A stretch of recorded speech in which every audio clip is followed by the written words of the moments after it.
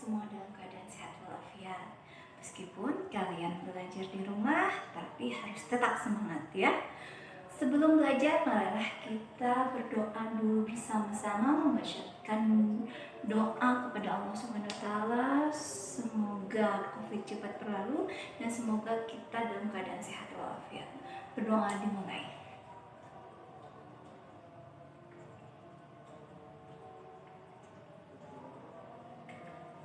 Alhamdulillahirrahmanirrahim. Ya, untuk sekarang kita memasuki semester 2. Di semester 2 ini, ya, untuk saat ini kita akan membahas tentang simple present. Ada yang tahu apa itu simple present? Simple present adalah suatu kegiatan yang dilakukan pada saat ini. Biasanya kalimat simple present itu untuk menyatakan sesuatu tentang general truth, kenyataan yang benar, atau juga bisa digunakan untuk kebiasaan sehari-hari atau daily activity, untuk daily activity dan juga untuk habitual action, untuk kebiasaan.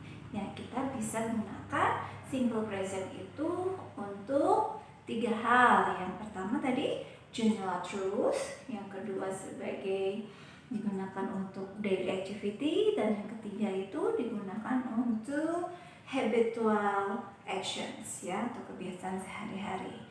Nah, di sini simple present itu dibagi menjadi 2, yaitu kalimat verbal dan non-verbal. Non-verbal kita bahas satu-satu. Apa itu verbal simple presence?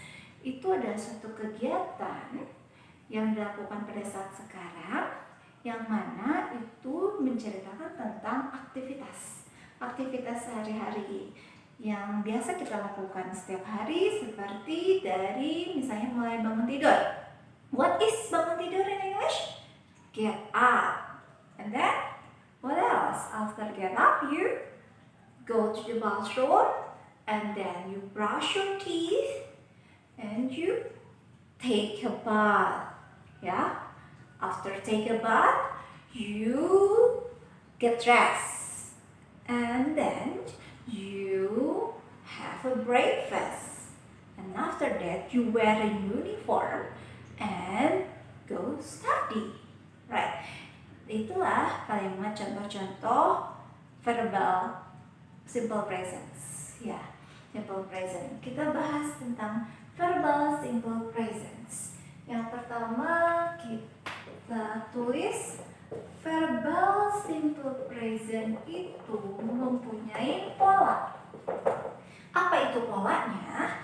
Itu disusun dalam kalimat ada subject, verb, and object.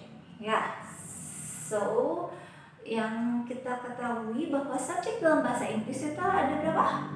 How many subjects are there? There are 7 subjects. 7 subjects. Baca. Subjects I, you, we, they, she, he, it. Oke, inilah ada 7 subjek dalam bahasa Inggris. Kemudian verbs. What is verb? Verbs itu kata kerja. Nah, kata kerja yang biasa kalian lakukan sehari-hari. Kemudian ada objek. Objek itu suatu benda atau suatu hal yang kamu lakukan dengan benda itu apa? Gitu. Contohnya kita bikin kalimat satu persatu. For example, saya belajar bahasa Inggris. What is it in English? I study for object English. Okay. So how do you say kamu membaca buku? How do you say in English? You read a book. Good job. And how do you say kita menulis buku? Okay, what is menulis? Menulis is write. We write book. Okay. So, how do you say mereka? Mereka bermain sepak bola. Any one of you knows? Yeah, they play football. And then how do you say she itu? It is for the girls, only one girls or women's, yeah. So you can say, how do you say mama saya memasak atau ya mama saya memasak in English? She cooks, masak nasi, cooks rice. Nah, okay. And then how do you say papa saya pergi ke kantor? In English, he goes to school. Okay, and the last one, it kita gunakan, bisa digunakan untuk benda atau binatang. How do you say kucing makan ikan? So you can say it eats fish. Nah, there are the example for the sentences of simple present, right? So, this one, so you have to know for the exceptions. Jika subjeknya itu tunggal, si, he, it, untuk verbnya kalian tambahkan s atau is. Ya, s atau is. Oke. Jadi untuk kebanyakan kata yang subjeknya she, he, it itu ditambahkan s. Ya, untuk yang subjeknya 3 ini. Bagaimana yang untuk subjeknya yang belakangnya is itu pengecualian kalau di belakangnya itu ada kata ch, sh, o, x, ya, itu bisa ditambahkan is di belakangnya. Okay, contohnya, what is the example if the last letter ch, sh, o, or x? Itu apa contohnya? Nah, tahu satu lagi s ya. Contohnya, kalau di belakangnya huruf ch itu apa?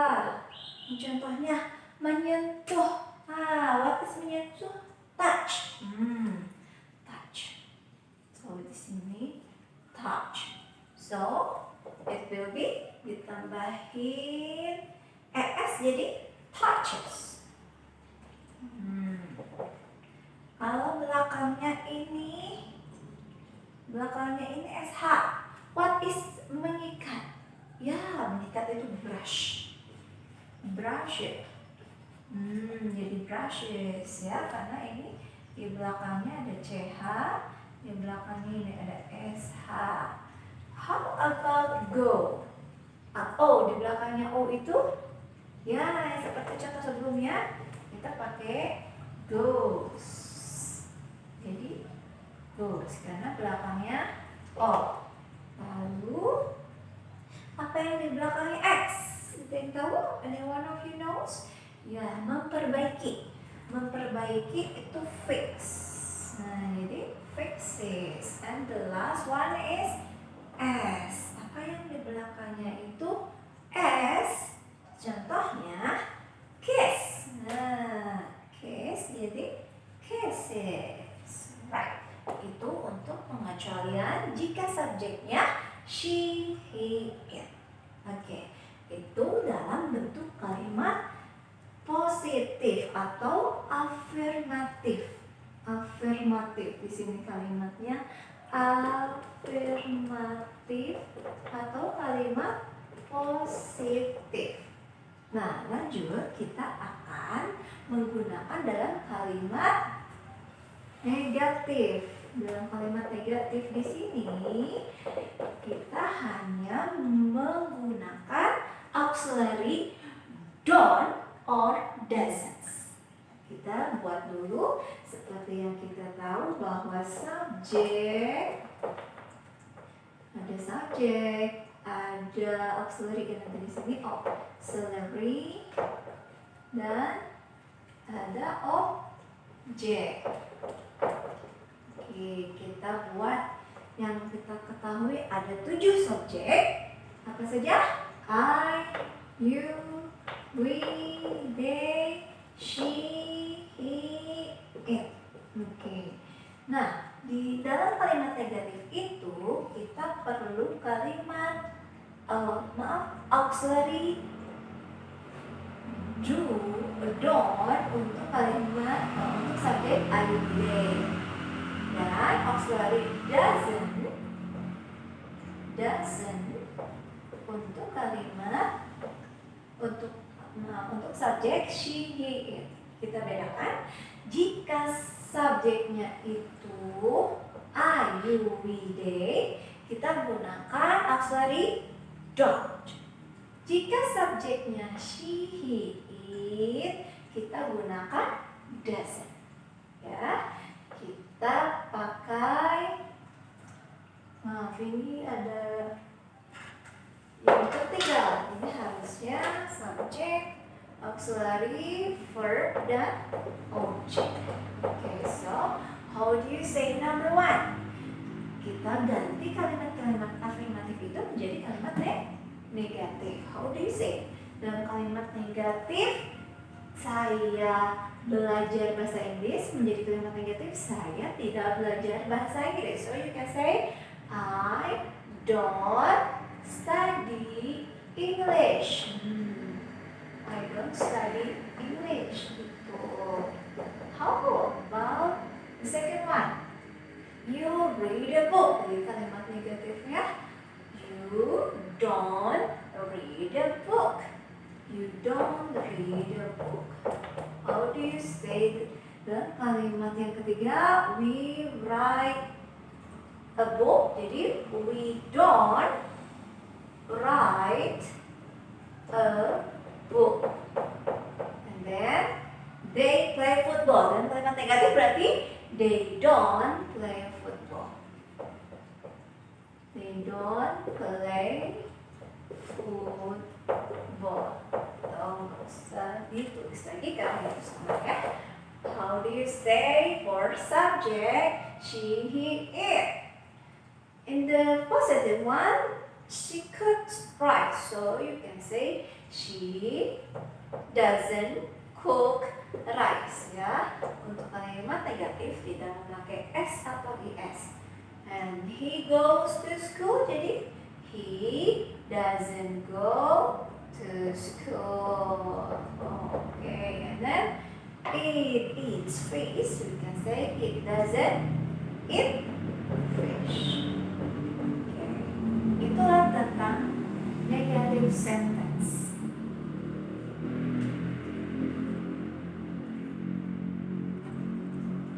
Okay, how about kalimat the last one? Interrogative. Interrogative sentence. Interrogative sentence adalah kalimat tanya. Oke, kalimat tanya kita gunakan auxiliary itu di depan kalimat. Seperti yang kita tahu bahwa auxiliary-nya untuk I, we, they itu do, untuk yang she, he, it itu pakai does. Kita letakkan auxiliary di depan. Auxiliary, ya ini patternnya dulu, kita tulis pola kalimatnya. Auxiliary, subject, verb, object. Kita masukkan subjeknya dulu. Yang kita tahu bahwa ada 7 kan? I, you, we, they, okay, she, he, it. Kita gunakan auxiliary do untuk subjek I, we, they, dan auxiliary does untuk kalimat untuk subjek she, he, it. Kita pakai kalimat di sini. I study English. I don't study English. Kalimat negatifnya, do I study English? Oke. Kemudian, number 2, you read a book. Negatif, you don't read a book. Interrogative, do you read a book? Okay. Number 3, we write a book. Negative, we don't write a book. Interrogative, do we write a book? Okay. Kemudian, they play football. Negative, they don't play football. Interrogative, do they play football? Okay.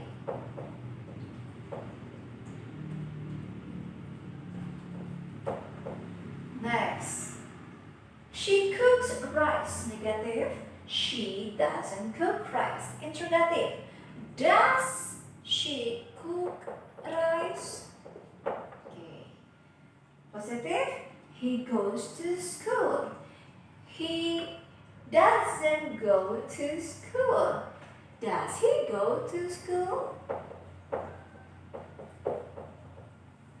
Next, number 3, and the last one, it eats fish. Negative, it doesn't eat fish. Does it eat fish? Oke, itulah kalimat tentang verbal simple present. Kita sudah menggunakannya dalam kalimat afirmatif atau positif, kalimat negatif, dan kalimat interrogatif. Jadi setelah pembelajaran kali ini, mudah-mudahan kalian bisa memakai pola kalimat bahasa Inggris dengan benar, ya. Mungkin apabila ada pertanyaan, kalian bisa WA Ibu untuk pertanyaan lebih lanjut. Sekian penjelasan dari Ibu. Tetap semangat. Ya, wabillahi taufiq wal hidayah. Wassalamualaikum warahmatullahi wabarakatuh.